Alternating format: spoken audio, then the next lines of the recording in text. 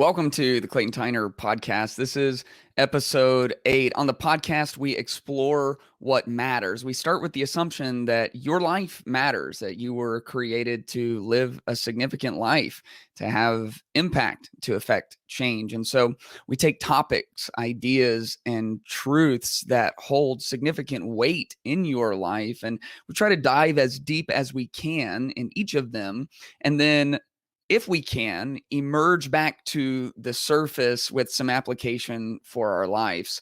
Episode 8 is called The Moral Scapegoat. The Moral Scapegoat. And today we are going to talk about morality.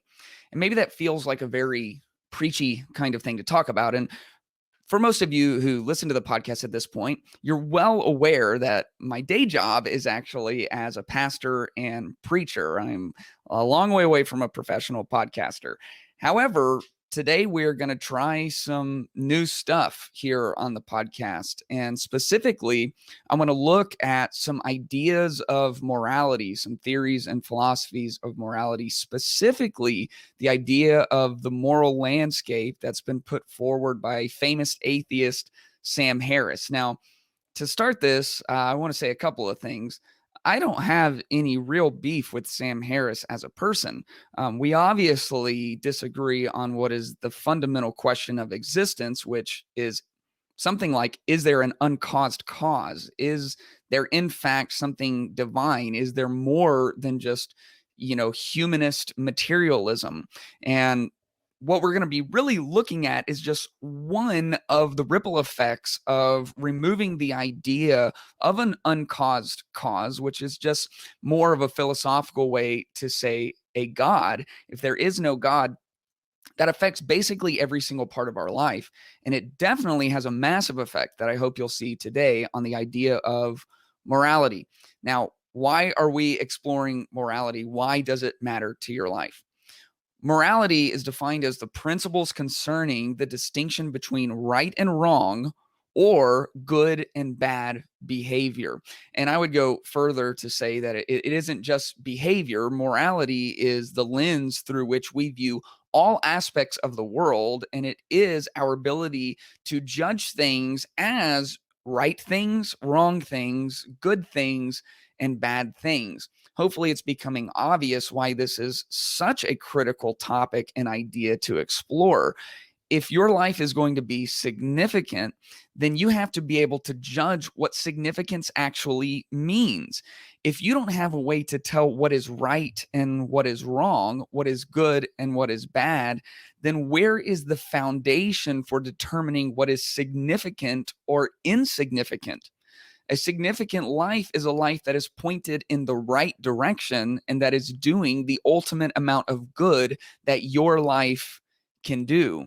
What is the right career for you to pick? And once you actually pick that career, what is the right way to navigate that career? Should you be a villain in the workplace? Should you be a taker, take advantage of people, step on or over people to get to your goals? Or should you be a giver? Should you be a team player? Should you be humble or should you be prideful? How are you going to date or decide who you're going to spend the rest of your life with? How are you going to parent? What is the right way to parent and what is the wrong way to parent? What are good parenting principles and what are bad parenting principles? Who are you like as a friend? How are you viewed in your social circle? And how do you even determine whether your social circle is leading you to your life of significance or not? If you don't have a clearly defined philosophy of morality, then you don't have maybe the first frame that is required to navigate life successfully. A successful life is a right life and a good life, not a wrong life or a bad life. It is morality that informs those things. So whether or not you are a believer in God, whether or not you are a theist or a deist, an agnostic or an atheist, it is worth considering how you determine what is and what is not moral. And for most of us, we probably don't think about that a whole lot because it kind of seems obvious to us. We can usually just kind of follow our gut. We can follow our intuition. We kind of know, obviously, what is right and what is wrong, We kind of know obviously what is good and what is bad. However, to get where you want to go in life, it requires binging a few less shows and scrolling a few less feeds and spending some time in deep thought and application. And when you start thinking even just a little bit about the topic of morality, you start running into some very real problems. Maybe it's obvious to you what is good and what is bad right here and right now today, but would it have been obvious to you what was good and what was bad if you were living in the South in the United States in the 1700s? You see, it was obvious to a large part of the country that slavery was a good thing and that slavery was a right thing. And the consensus around you has way more sway on who you think you are and the decisions that you make than most of us are willing to admit. If you were a German in the 1940s and you were assigned to guard the camps at Auschwitz, it might not have been obvious to you what is good or bad or right or wrong. And here's what I see a lot of. I see a lot of people standing with the retrospect that we have in the year of our Lord 2021 and going, I would have never, there's no way I would have been the one person in my entire village to stand up against these injustices. I would have been the one person, like we all think we would have been Schindler. We would have all been Schindler. Forget that there was like very, very few of them.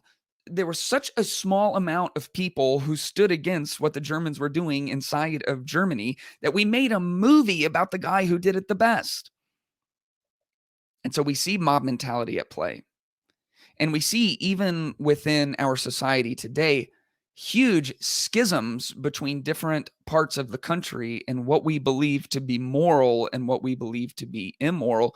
And how do we come to the conclusion of who is actually correct? If we don't know how to navigate morality, if we don't have a consistent philosophy and belief that we hold about it, then we will be inconsistent in our application of it. And if you look at people who live successful lives, inconsistency is never one of the key themes. So morality is worth talking about. And there are a lot of different ideas about morality. There are a lot of different theories. Now, a theist position, someone who believes in God, and specifically a Christian theistic belief on morality, which, like it, love it, hate it, wish it was different, is the basic fundamental assumptions that the United States was built on. And you can argue that, and some people are trying to pretend that that didn't happen. But the ideas that are ingrained and instantiated in our in our Constitution and in our Declaration of Independence draws from specifically Christian notions about the worth and dignity of every human being and about rights that are so intrinsic to us as human beings that they go above and beyond anything that could be regulated or legislated by anything in this world. God-given rights that we hold inherently as human beings who have worth and who have dignity. And so from a Christian, Judeo-Christian perspective, a theistic perspective, we believe that morality is objective, that there is a higher law than man's law, and that when man's law is operating correctly, it is doing its due diligence to line itself up with the law that supersedes our world. You see, what you get with belief in a God is you get an uncaused cause. And someday we'll talk about, creation and how do you get something from nothing and where did we all come from? I don't know when, but we'll get to that on the podcast. But for the sake of today's conversation, there was nothing, and then a God, an uncaused cause, who is all powerful, immaterial, deeply personal, created out of nothing everything that we have, know, and can observe with the five senses that we have been given. And because he is the creator and sustainer of all, he gets to set the rules and regulations of that world. And so whether or not you agree with his rules and regulations, they are there as objective metrics that we can measure our morality by. And that creates some problems because some people have some really crazy interpretations of the Bible. And some people don't know how to navigate the meta narrative of Scripture, and they conflate Old Testament laws that were specific for a specific group of people for a specific time to accomplish a specific purpose. And they take and cherry pick the ones they like and bring it into the New Testament of Scripture, which is the dispensation we live under today. So we're not going to argue today about whether or not you think that the Bible's rules and regulations, that the foundation it lays for morality, are the right ones or the good ones, or whether or not there are some problem passages within Scripture, especially if not interpreted correctly. We're going to try to go to a deeper level of whether or not morality is in reality objective at all. It didn't take that long in philosophy for people to realize if you remove God and there's no longer an uncaused cause, that you're removing the locus of the objectivity of morality itself. And so there are all kinds of new theories and philosophies of morality. Let's look at some of those. This is from San Diego University. Theories of morality. We're not going to look at all of these because some of them are a little more fringe, but we're going to hit the big ones if we can. The first one is moral subjectivism. This says that right and wrong is determined by what you, as the subject, just happen to think or feel is right or wrong. And this is kind of the lowest rung of the degradation of morality. What moral subjectivism does is it replaces the God with everyone as their own little gods. And so you are now the locus of morality. You are the determiner of what is right and what is wrong, what is good and what is bad. Now, hopefully some very obvious problems come to mind. One of those problems would be that there are like 8 billion people in the world. One of the problems with polytheism, which is the idea that there are multiple gods, and there have been traditionally all kinds of societies who have been polytheistic. The Greeks were polytheistic. They had their pantheon of gods. Hinduism is polytheism, is that you end up with inconsistencies among the deities. There's some other problems with polytheism, but for the sake of morality, that's the big one, is inconsistency with the application of morality. And of course, this is the problem if we're all God. If we all get to be the determiners of the foundation of morality. If morality is subjective, then for the serial killer, what is right is killing as many people as possible. And what is good is the feeling that comes from capturing their prey and having their way with them. If morality is subjective, then everyone is right. And the problem is that if everyone is right, then everyone is wrong. And so we all end up on islands. Moral subjectivism is very attractive to young people who are tasting their first pieces of freedom, and they haven't liked living under mom and dad's rule, and maybe they're rebelling from their religious upbringing. And it's like, if I think it's right, then it's right. And even though this is the craziest form of morality, it is the one that is being embraced most widely right now. Second is cultural relativism. Right and wrong is determined by the particular set of principles or rules the relevant culture just happens to hold at that time. And so this is like, one rung up on the morality ladder here, because now it's not saying it's just the individual who determines what is moral. It's saying it's the broader culture that they exist in. This is morality by consensus. And there are some very, very real problems here. Number one, culture is oftentimes determined by the parties that happen to hold power at that particular time. If cultural relativism is true, and the culture of the pre-Civil War South was a culture of slavery and plantations, then because it was okay in the culture, this argument would say that it was actually moral itself.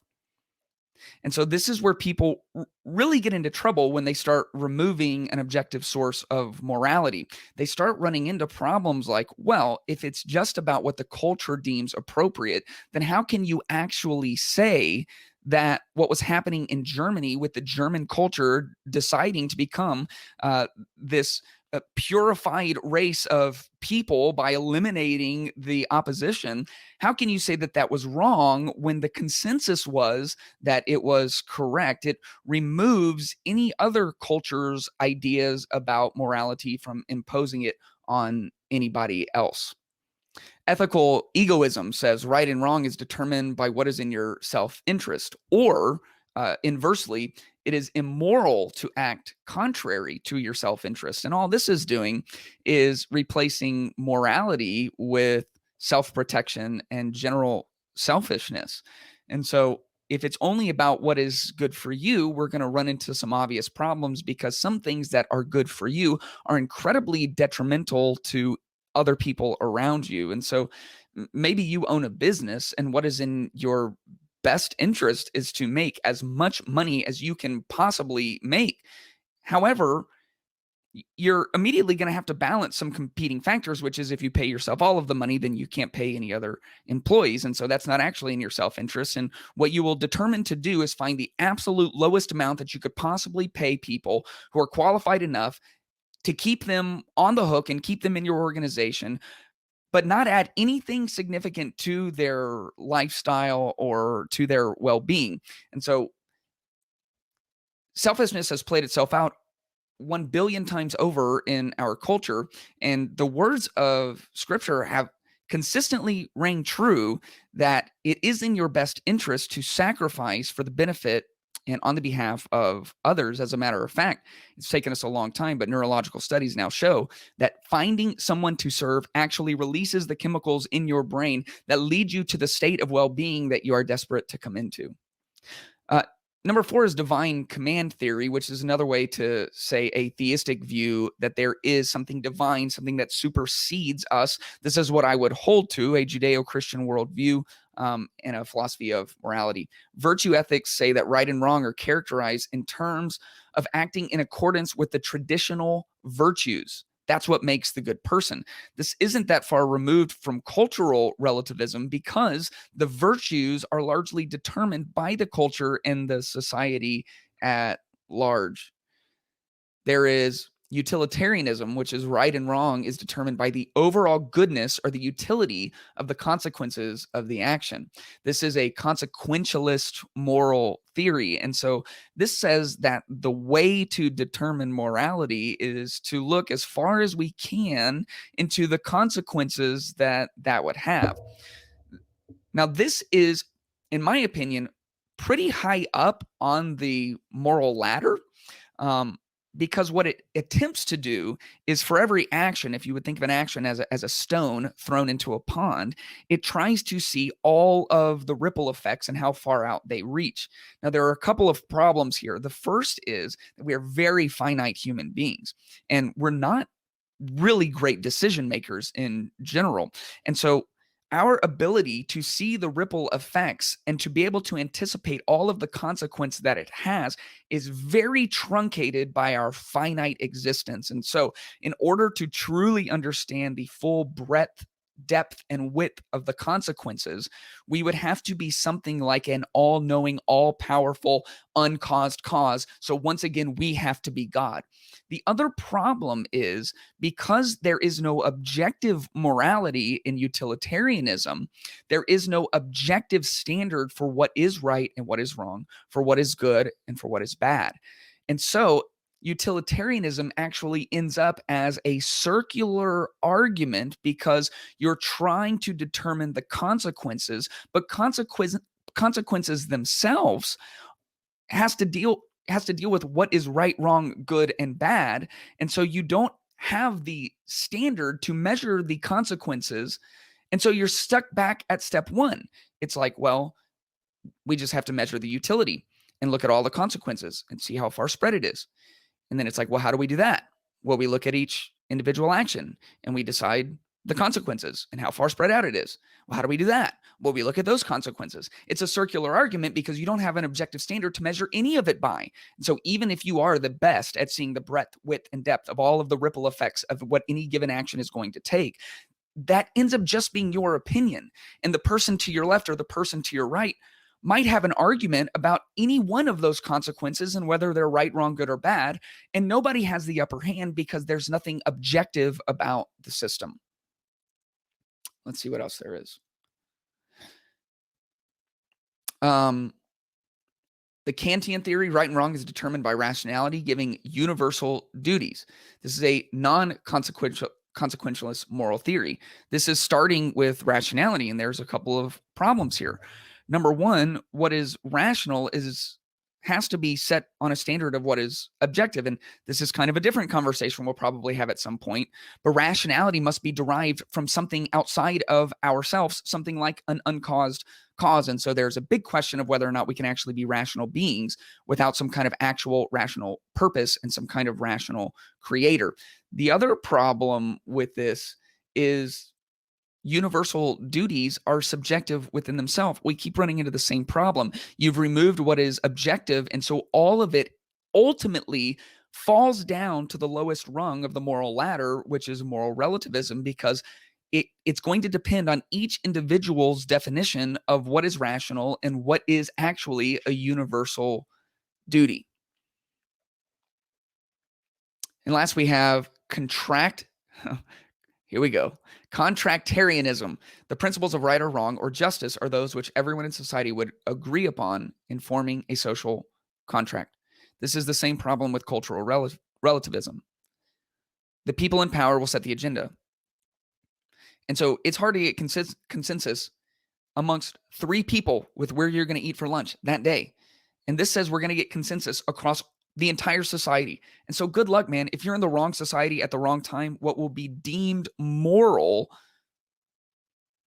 100 years later, 20 years later, 50 years later, will be seen as great and grave injustice. Morality is principles concerning the distinction between right and wrong or good and bad behavior. We have to understand morality. And when you remove an objective standard for what is moral, your life instantly gets on very shaky ground. Now, someone who has really gone to bat for the idea of subjective morality being something that you can actually measure and contend with, something that can lead to the best life possible, is Sam Harris. Now, if you don't know Sam Harris, he's known as one of the four horsemen of atheism, and he is a hugely, hugely influential intellectual. However, on the topic of morality, he diverts from the other three major atheistic voices in our culture today, what are often called the new atheists. And he goes astray of them specifically on the topic of morality. People like Richard Dawkins, they are forced by their atheism to admit that there really isn't any objective locus of morality, that you really can't measure it, that at the end of the day, it is ultimately subjective, and you can try your best to create a system that has the most utility for all people, but none of us actually have the scope to be able to determine that. Now, Sam Harris has a big heart, and I would argue that he has the law of God written on his heart. And you're going to see it at one point in the video that we watch. He actually is so overwhelmed by the injustice that he is viewing that he gets choked up and has to compose himself before he moves forward. Sam Harris describes the idea of morality as a landscape with peaks and valleys, that you can measure this. And he puts forth as the ultimate idea of morality, the ultimate well-being of as many people as possible. And hopefully you're already beginning to see the flaws in this, because if Sam Harris alone gets to define well-being, then now Sam Harris is God. And if Sam Harris comes to the consensus of what well-being is with the people around him, then he is just leaning on what is relevant and relative to his own culture or society. Eventually, the argument degrades to true moral subjectivity, where every individual gets to decide what's right and what's wrong. I applaud Sam Harris because he is attempting to bring some order to a world where there is a lot of pain and a lot of hurt.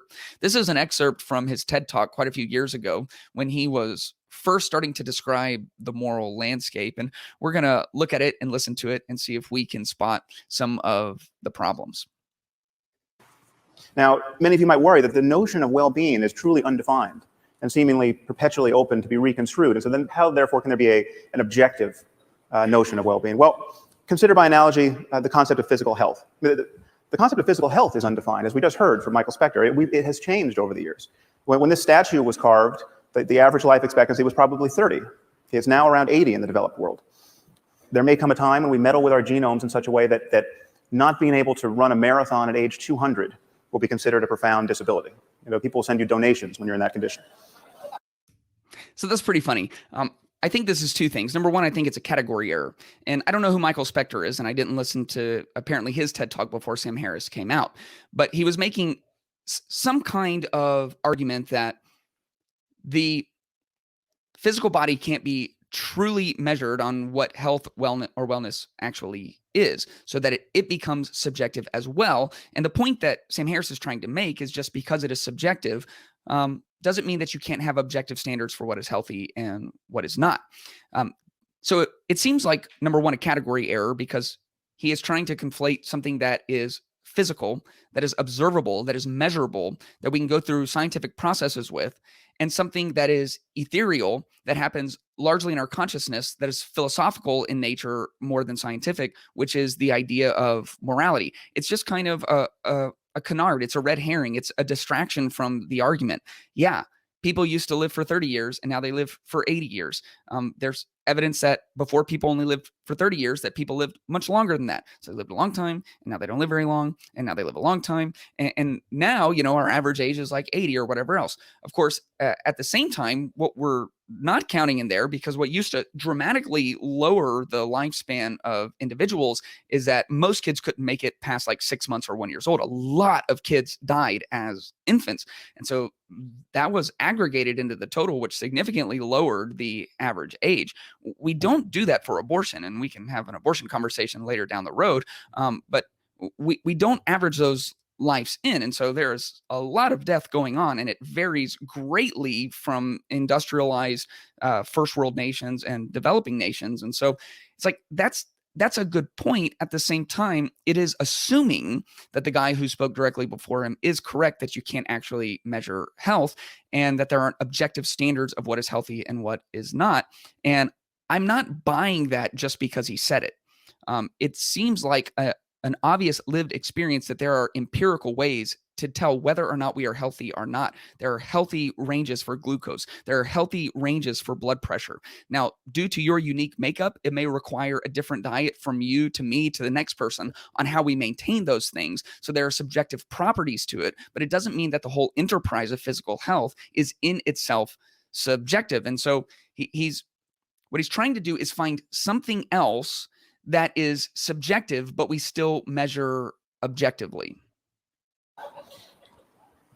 Notice that the fact that the concept of health is open, genuinely open for revision, does not make it vacuous. Okay, the distinction between a healthy person and a dead one is about as clear and consequential as any we make in science. Now, the other thing that's true is over time, we have been consistently revising what we view as healthy and unhealthy. What is the right, weight range to be in? What things that we eat are healthy for us? What things that we eat are unhealthy for us? And as the scientific community has grown in their knowledge and understanding, so too has our ideas and our objective standards of what it means to be healthy.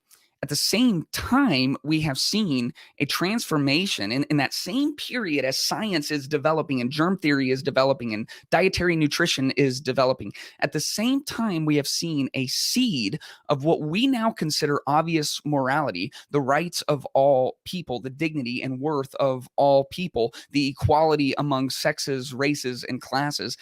That seed of morality can be traced back to a point in time, and we see it covering the globe and beginning to infiltrate. And so morality itself has been developing. And just like science can be corrupted by someone holding onto their pet theory too closely, or by people putting more money into the wrong projects and not enough money into the right projects, the idea of Judeo-Christian morality has been corrupted many times over as well. All of this is being handled and harnessed by very finite, limited, broken human beings. But to say that there is no objective standard for science and discovering what is healthy, and to say there's no objective standard for morality and what is right, wrong, good, or bad, is a giant category error that I think Sam Harris is committing here. Now, another thing to notice is there may be many peaks on the moral landscape. There may be equivalent ways to thrive. There may be equivalent ways to organize a human society so as to maximize human flourishing. Now, why wouldn't this undermine an objective morality? And so if you're watching this on YouTube, he just showed an image of what he views as the moral landscape. And the peaks of the moral landscape are where true well-being is achieved. However, we go back to the lowest rung of the morality ladder, which says the way that psychopaths reach the peak of their own personal well-being is by doing things that come at great expense and great harm to everybody else. And he's admitting that there are many different ways that a moral culture could be established. And this goes to something like the societal contract or the cultural relativism. Well, think of how we talk about food. I would never be tempted to argue to you that there must be one right food to eat. There's clearly a range of materials that constitute healthy food. But there's nevertheless a clear distinction between food and poison. The fact that there are many right answers to the question, what is food, does not tempt us to say that there are no truths to be known about human nutrition. Now, many people worry that a universal morality would require moral precepts that admit of no exceptions. So, for instance, if it's really wrong to lie, it must always be wrong to lie. And if you can find an exception, well, then there's no such thing as moral truth. Now, why would we think this? Consider, by analogy, the game of chess. Now, if you're going to play good chess, a principle like don't lose your queen is very good to follow. Okay, but it clearly admits of exceptions. I mean, there are moments where losing your queen is a brilliant thing to do. There are moments where... So we've gone on to what I see as just another huge category error. Now, I will admit, I don't know how to play chess. However, I did watch that Netflix show about the girl who was in the orphanage and did the whole thing, The Queen's Gambit, and it was really good. And if you haven't watched it, you should definitely watch it. And it was great. And it made me want to play chess. But then I was like, I don't have time, so maybe later. But I do know that losing your queen is not a good thing. And the only thing worse than losing the queen, I think, is losing the king, because if you lose the king, then you lose. So here's what he's saying. There's exceptions. And this is maybe like a consequentialism, right? And Sam Harris will say the moral landscape is not consequentialism, but it's like, hey, if the consequences of losing the queen end up actually in the ripple effects doing the most good, then maybe that is what is acceptable in that moment. That's not what we're talking about. We're talking about whether or not there are objective rules to the game of chess. And there obviously are. And that doesn't mean that there aren't, like, I'm sure, millions or billions or trillions of different moves and patterns and ways that you can do the pawn and the rook and the... See, I'm getting into a depth. I don't know anything about chess, but I know you shouldn't lose your queen and you can't lose your king, but sometimes you should lose your queen. Well, how do you know that? How do you know in that moment that it is actually better to sacrifice the queen in order to save the game? You know it because there are objective rules to chess. We're talking about whether or not there are, in fact, objective rules to morality. He says that there are not, and yet there can be a universal morality. And in that universal morality, there can be exceptions. The question is, how do you determine a standard for which objections or even which rules take place if there's nothing objective to base it on? Let's keep going. Or is the only good thing you can do. And yet, chess is a domain of perfect objectivity. The fact that there are exceptions here does not change that at all. Now, this brings us to the sorts of moves that people are apt to make in the moral sphere. Okay? Consider the great problem of women's bodies. What to do about them? Well, this is one thing you can do about them. You can cover them up. Now, it is the position, generally speaking, of our intellectual community that, well, we might not like this. We might think of this as wrong in Boston or Palo Alto. Who are we to say that the proud denizens of an ancient culture are wrong to force their wives and daughters to live in cloth bags? And who are we to say even that they're... If you don't believe in objective morality, this should be the end of your talk. Who are we to say that in a culture where not only do they believe this, accept it, that it is a social contract that has taken place, that they have determined with the ripple effects and consequences, that this is the greatest move? Who are we to say that although women should generally be equal and get to dress how they want, that this isn't the queen that we sacrifice for the good of the game? Who are we to say this? And so there better be a really compelling answer, because unless we are God, unless we are an all-powerful, all-knowing, uncaused cause, then we should just stop the video right here. Who are we to say if at the very bottom of the ladder of morality, it is everyone's individual subjective choice? They're wrong to beat them with lengths of steel cable or throw battery acid in their faces if they decline the privilege of being smothered in this way. Okay, well, who are we not to say? And here's where you're going to see his heart. And I believe the law of God written on the heart of Sam Harris. And who are we to say that? In a Judeo-Christian worldview, we are image bearers of God. We are ambassadors of Jesus upon the earth. We are the bearers of good news and the people who do battle against the forces of evil. We have our objectives laid out for us, and we follow them for the flourishing of all humans and all creation. Their faces if they decline the privilege of being smothered in this way. Okay, That's not an answer. Who are we to say this? Demands an answer. Because who are we not to say this goes back to the level of going, well, it's just obvious. It's just obvious. I mean, look who we are. Look who I am. Sam Harris, a privileged Westerner, an intellectual, an author, a multimillionaire. Who am I not to say this? I mean, I'm just living this great life, man. Nobody's beating my wife. Nobody's beating my daughters. You know, it's like, who am I not to speak up and say something about this? That's not an answer. Who are we to say that an entire culture that is developed over thousands and thousands of years, that has a social contract that has been followed for generations and generations, who are we to say that? And the answer he gives is, who are we not to say that? That is an appeal to your emotion. It's a powerful one. And it does appeal to the emotions of Sam Harris. He is just trying to build a house of morality on a foundation of quicksand. Who are we to pretend that we know so little about human well-being that we have to be non-judgmental about a practice like this? I'm not talking about voluntary wearing of a veil. Judgment requires knowing objectively what is good, bad, right, and wrong. Who are we who know so much about human well-being, which, first of all, interesting claim, because people probably said that in the 1400s, and we look back and we see them as like primates, you know? And so very arrogant claim to say we've got it all figured out all on our own. We know all of it because we're so advanced. But even if we do, even if we know all of it, it requires a judgment. And so it's circular argument to say that we make the judgment because we make the judgment. That's not an objective stance. And women should be able to wear whatever they want, as far as I'm concerned. But what does voluntary mean in a community where when a girl gets raped, her father's first impulse, rather often, is to murder her out of shame? Just let that fact detonate in your brain for a minute. Your daughter gets raped, and what you want to do is kill her.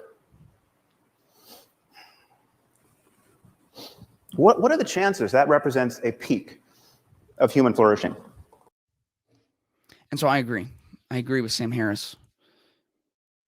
And the frustrating part for believers in Jesus, believers in God, the Christian God, is that there are atheists out here like Sam Harris whose hearts break more for the injustices in the world than often we see in the church. we're so busy fighting over the color of the carpet and whether or not there's drums on stage and what we're going to wear to church and who can serve on what teams, that we are blind to the injustices, that we have people like Sam Harris out there who doesn't believe in God. We're going to see in a minute the ultimate, he's looking at the moral landscape. He actually believes in the ultimate moral scapegoat. We're going to see that in a minute. And he can barely contain himself in an audience of hundreds of people. Now, he goes on to make a distinction, and I'm not going to pull it up because this is a site that I am hoping everyone can watch, including kids, this podcast, listen to and see. And what he's going to do is he's going to put another image up, and it's an image of risque magazines on a newsstand. And, it's basically almost naked women. And so we're not going to play that, and we're not going to put that up. But that's what he goes to next. And what he's doing is saying, what we've done here really isn't any better. And so somewhere between over in the Middle East, in an Islamic state, where women are not allowed to show their faces, where they are frequently beaten, where if something terrible like rape happens to them, they are then put to death because they have shamed the family. He's drawing that as one side of a spectrum. And then he is drawing on the other side a world of full promiscuity and treating women's bodies as sexual objects. And so this is his point. Somewhere in between these two extremes, we find well-being, and he's defining well-being, or the peak of well-being, as the standard for morality. Well, number one, you could find entire nations of people who would fight with him about his ideas about the morality of women in the Islamic world. And who is he to say that he is right and they are wrong? And that's a real question. And he asked that, who are we to say that this thing that's developed over millennia is wrong? Like, who am I as Sam Harris? Well, he's putting himself in the God slot. That's what he's doing. And then he says on this other side, in a culture just completely infiltrated with pornography that is having devastating effects on families, on young men, on marriages, on children. Average age of exposure is like 9 or 10 now to hardcore pornography. So he's saying somewhere in between these things. Well, I'll tell you right now, you can find a good percentage of the population in the United States of America who would argue with him that this sexualization of women's bodies is immoral. As a matter of fact, it's being heralded as a new wave of feminism, like that this is the greatest good, that this is women's empowerment, to be seen as objects and do whatever you want with your body. And so once again, all Sam Harris is doing is standing alone on the lowest rung of morality, making his case about what he believes morality exists of. He is an intellectual. He has influence and a far reach. He's put out books that millions of people have read. And so maybe his idea of moral subjectivity is a more popular one than other people's. However, at the end of the day, it is just that. And he can claim that it's universal, and he can claim that it's objective all that he wants, but it's simply not. And so what foundation do we have to stand on to say that women being treated as sexual objects is immoral? What foundation do we have to stand on to say that women being treated as objects covered head to toe and beaten ruthlessly is immoral? If there is an uncaused cause, if there is a supervisor of the cosmos, if there is a earth creator who becomes the rule creator for earth to follow, then we have an objective stance to stand on. And here's the deeper picture. The fact that Sam Harris inherently believes and doesn't even feel the need to make the argument for the dignity, worth, and value of all people, of all races, all genders, and all classes is, in the history of the world, a uniquely Christian idea. What he is fighting for is a result of the Western world and other parts that have been touched by the gospel fully embracing the worth, value, and dignity of all people because they are made in the image of God. Sam Harris talks about the moral landscape. I want to talk about the moral scapegoat. The moral landscape goat. Yeah. You saw what I did there. The moral scapegoat. Now, a scapegoat is the excuse that is given for any intended action. It's what we can blame our own actions on to try and get away with them. The big problem with Sam Harris's moral landscape actually isn't anything we've gone through in the last 45 minutes. And there are lots of problems. And hopefully I've at least made some kind of a case, or enough of a case, about removing objectivity from morality and the different theories of morality and just how lacking they are, for you to at least consider it and explore it a little bit. But there's more. There's another problem that happens when you remove the uncaused cause. What you end up with is materialism. And if we are just material, then there really is no sense of worth that we can ascribe to ourselves in an objective way. In a Judeo-Christian worldview, we are valuable because we are image bearers of God himself. Not only do we have inherent value, but we have a higher value than all other creation. Creation is incredibly valuable, and our first mandate was to actually value and to take care of the creation around us. We should take that seriously. But there was a clear delineation in our worth over the worth of the rest of creation, and it was due to being made in the image of the Creator. And so you remove that, and there is no distinction between us and the rest of creation. And you add into it the idea that we are all the result of a causal chain of events that goes back to whatever started at the beginning, and you end up with determinism. And determinism is the doctrine that all events, including human action, are ultimately determined by causes external to the will. Now, this is in contrast to free will. Free will is the power of acting without the constraint of necessity or fate. In other words, the ability to act at your own discretion. Contra-causal free will says something like, if life had a rewind button and you went back to any action or decision or thought that you could in that moment have chosen to do something or think something or be something different. Now, free will is not a superpower, and no one who holds seriously to the philosophy of free will believes that we have the freedom to do that which is impossible. I can't choose to fly because it is not within my range of choices. And there are a lot of things that aren't within our range of choices. But the things that are, we have actual deciding causal power over. Materialism leaves you necessarily with determinism.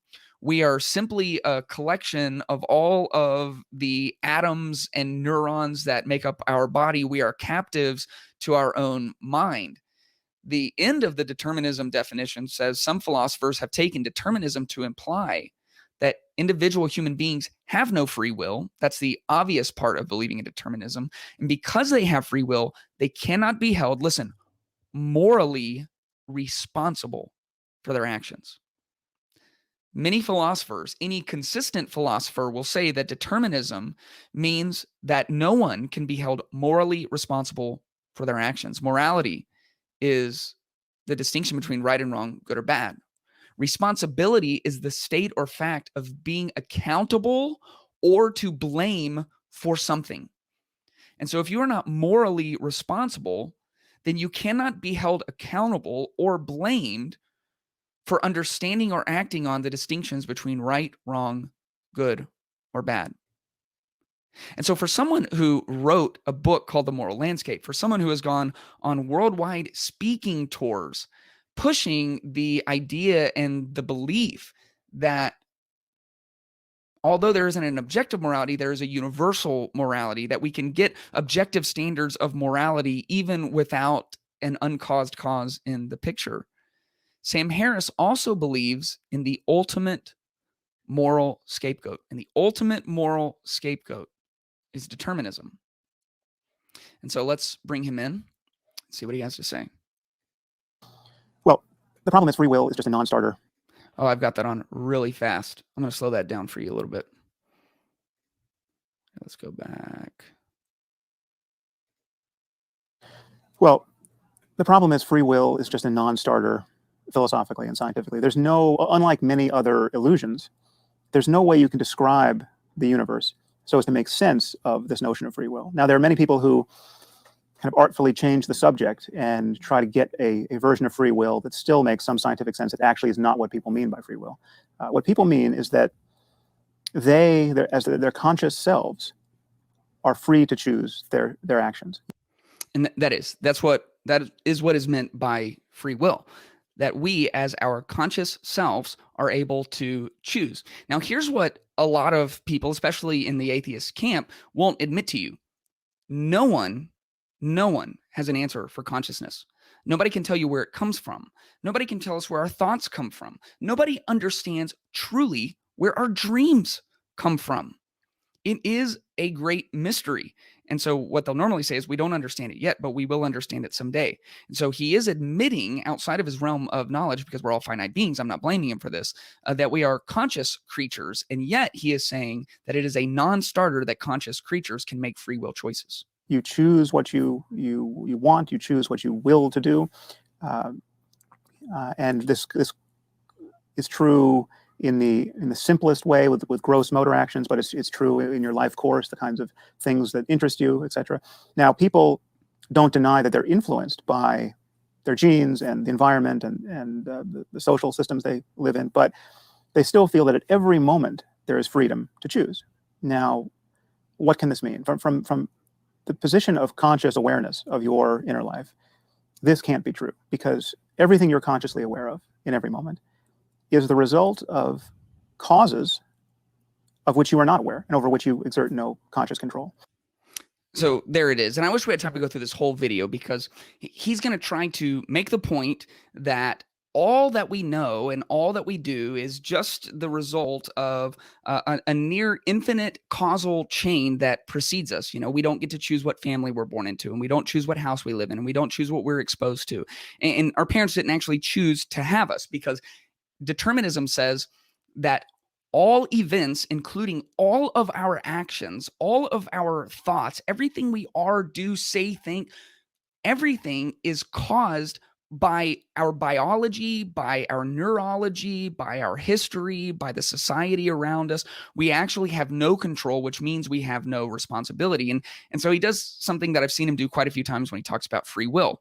He'll do something like say, I want you to think of any city in the world, you know, and then he's like, all right, well, which one did you think of? And you thought of, you know, Sydney, Australia, and the other person thought of London, England. The other person thought of New York, you know, and it's like, well, where did that thought come from? You had no control over that. It's a complete misunderstanding of free will. Free will doesn't say that we have the freedom to choose what we cannot choose. You know, I cannot choose to run 100 miles an hour. Trust me, I would choose to do that. That sounds awesome. It is impossible. Now, there are things that we don't fully understand. He doesn't understand consciousness, and he doesn't really understand where thoughts come from as well. His answer is they come from an infinite causal chain, near infinite causal chain, all the way back to the beginning. It can all be traced back, but he can't actually understand it. And there's also a big distinction between having a thought and actually thinking. Most people live their life just having thoughts. You know, it's like, we all have thoughts, and thoughts pop into our mind. And a lot of people get in a lot of trouble because a thought pops into their mind and they just do it. They just act on that.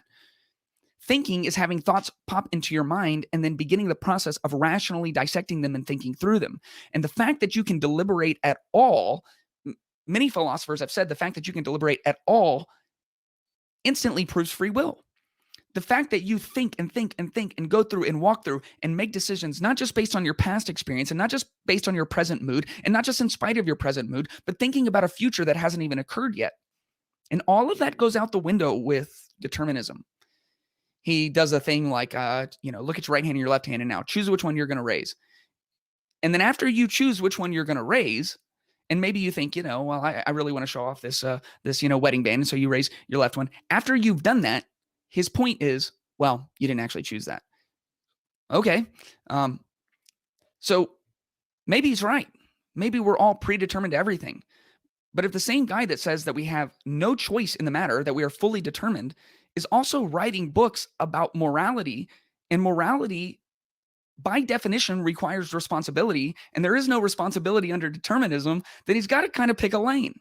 All right. So let's move ahead here a little bit, because this is probably the last part we're going to get to look at. Well, so if in fact we can't choose what we choose, but simply choose, how can choice be important? Well, so then why not just sit back and wait and see what happens? Why? This is going to get really confusing really fast. Remember, he believes that every single thing about you is predetermined. Your thoughts, your actions, your choices, your decisions, your thought patterns, your worldviews, why you voted for Biden instead of Trump or Trump instead of Biden. You didn't have any control. You were predetermined to do that. Everything happens outside of your control. He's going to use the word choice a lot. And sometimes he's going to use the word choice to make his point that you don't have choice. And sometimes he's going to use the word choice to tell you to make a choice even though you can't. Why choose to do anything? Why get out of bed in the morning? Well, to choose to do nothing is itself a choice. It's in fact actually a very hard thing to do. I mean, why is it hard? And is it a choice we can make? Can we make choices if everything is predetermined? How is a choice hard if it is already predetermined to happen?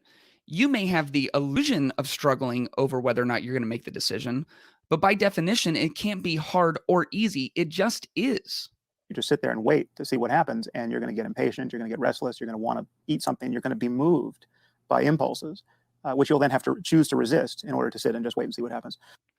You're going to be moved by impulses that you're going to have to choose to resist. If you can choose to resist impulse, then you have free will.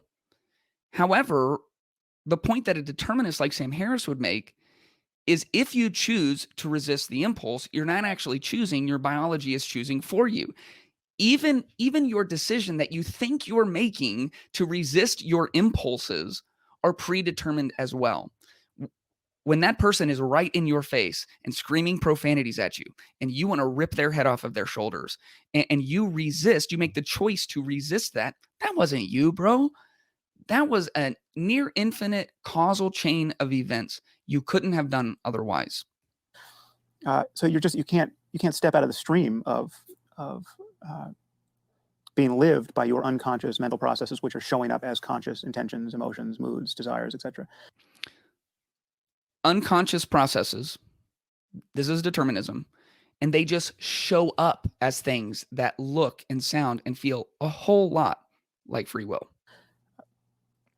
The notion that choice is important can be conserved, however, because choice is what, at the level of our conscious life, choice is what precedes some of the biggest changes in our experience. And that's true. You choose to marry someone, your life is getting ready to change. You choose to donate a kidney, your life is getting ready to change. You choose to take your own life, your life is getting ready to end. Okay?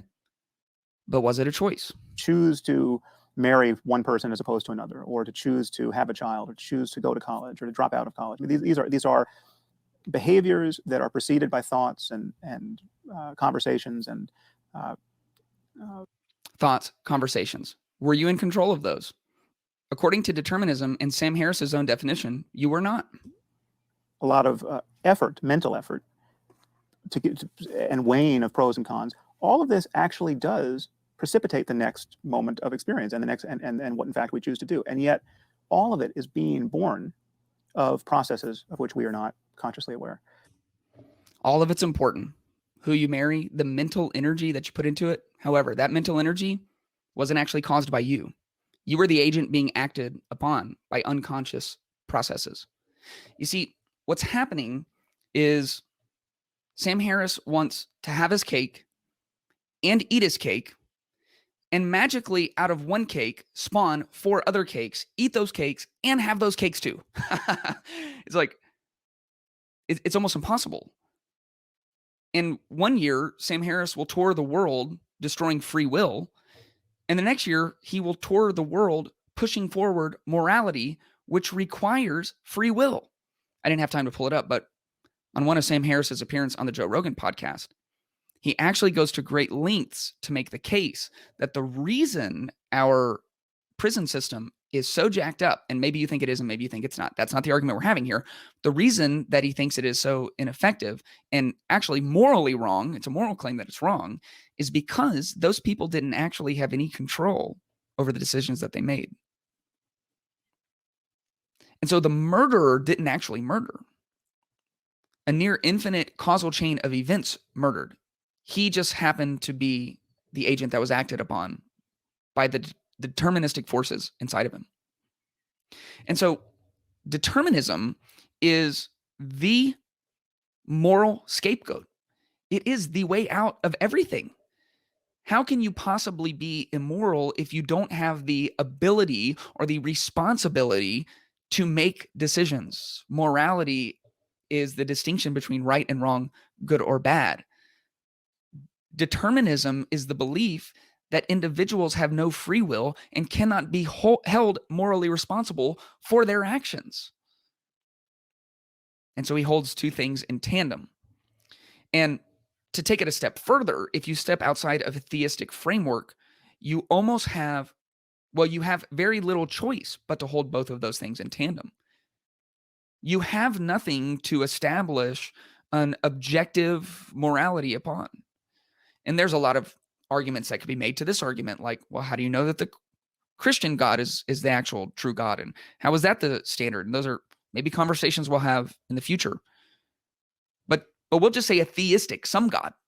A theistic framework is required for objective morality. A theistic framework is required for our consciousness actually producing the freedom of the will. And some scientists who are atheists also hold to free will. I'm not saying that you can't be inconsistent in your beliefs. I'm saying that at the bedrock of what is objective, if we objectively have free will and if there is objective morality, it requires something outside of us. And if you take those two things away, then you are left holding contradictory positions. You're left trying to push for some sense of morality that isn't just based on every one of us 8 billion broken finite people being in charge of the whole entire system. Everything falls to the lowest rung on the morality ladder. And you are stuck with all of us being predetermined in our ways, and so morality not really mattering anyway. A theistic framework removes the latter. There is no degradation of morality or gradation of morality. There is just the object of morality who sets the foundation, who clarifies the standards. And the 1-minute case I'll make for the morality of the God of Christianity is when the Christian ethic has been followed to the best of our ability, it actually has led to the most flourishing, the most freedom, and to use Sam Harris's own term, the highest level of well-being that we've experienced during our time on earth. As a matter of fact, what Sam Harris longs for is for the rest of the world to be flourishing the way that the West has, guided by Christian principles, while at the same time not wanting to hold to the very source of those principles themselves. Your life matters. And if your life matters, morality matters, because morality is how you know good, bad, right, or wrong. And maybe it's easy. Should you hit your kid or not? It seems obvious, Should you rob the bank or not? Seems kind of obvious. What about the questions that aren't so easy? What about the big problems in life? What about when multiple parties hold multiple different views of what is good, bad, right, or wrong? How do you make that decision? And how do you make that decision in a way that will lead to the significant, successful, purpose-filled life that you were created to live? Hopefully, you at least have some ideas to contend with. And the application is very ethereal on today's podcast. It's a big idea of what morality is. If you are a believer, you should hold firm and you should question whether or not what you see as moral actually lines up to the objective that you claim to believe in. If you are not a believer, it might be worth wondering where your morals are actually rooted in. It might be worth looking at some of the history of the world and how it was transformed by different people's claims of objective morality. Did they make the world better? Did they lead to the well-being and flourishing that seem obviously and intuitively true to us? Are you claiming your morality based on the consensus, the cultural or societal norms? That can create devastating effect. We've seen it over and over and over again. There were civilizations for generations who offered children as sacrifices to the sun. We look back now and we see that as incredibly barbaric and immoral. But why? Why are they wrong and you're right? What's the objective standard? Do you think that you actually have free will?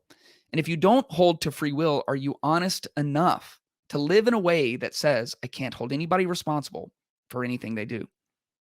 These are big questions. That's what we try to wrestle to the ground. We're a little bit over the hour, so we're going to wrap it up. Man, I'm so thankful for everyone who listens to this. Man, I hope it's helpful to you. That's why I'm doing this, to have great conversations with all of you wonderful, lovely people. We went pretty deep today, and I hope that you continue to dive into this to really wrestle with it.